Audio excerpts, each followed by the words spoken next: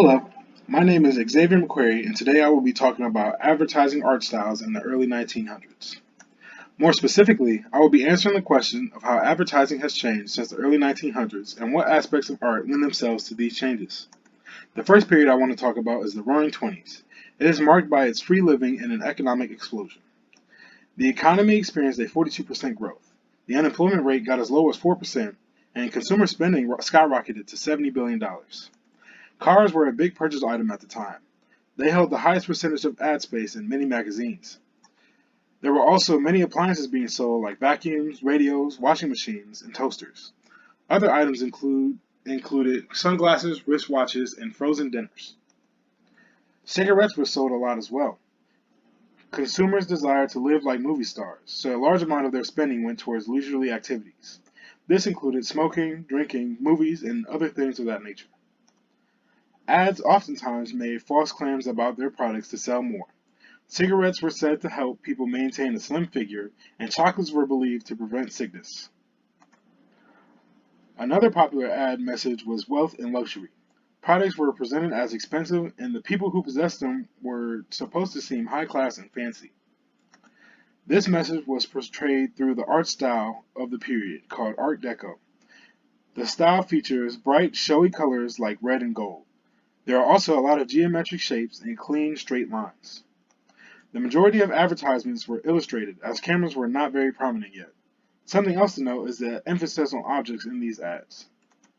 During this time, Americans were pushed to live freely and spend all their money.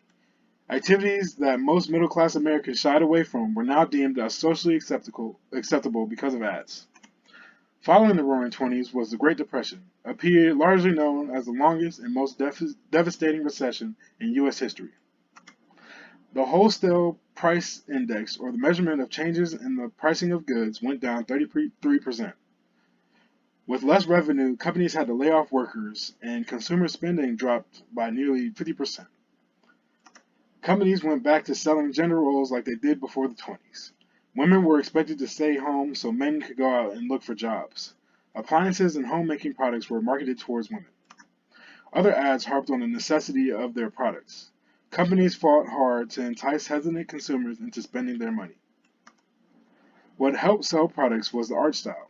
There was still a heavy Art Deco influence, and to supplement that were the endorsements from famous actors, singers, and athletes. These celebrities gave quotes to companies and encouraged people to buy certain brands. This strategy is still used in advertising today. Society at this time had lost faith in their government and big business. Regulations had to be passed so that advertising was more truthful. Work that had been done by women in the 1920s was partially undone, but it did not take long for them to get back to their fight for equal rights. The 21st century is marked by rapidly developing technology, and companies jumped on this opportunity to make profits. Radio and print ads used to dominate advertising in the early 1900s, but now internet and television have taken over. The average American is exposed to 6,000 to 10,000 ads on a daily basis. If an ad is not memorable or captivating, people will not buy the products.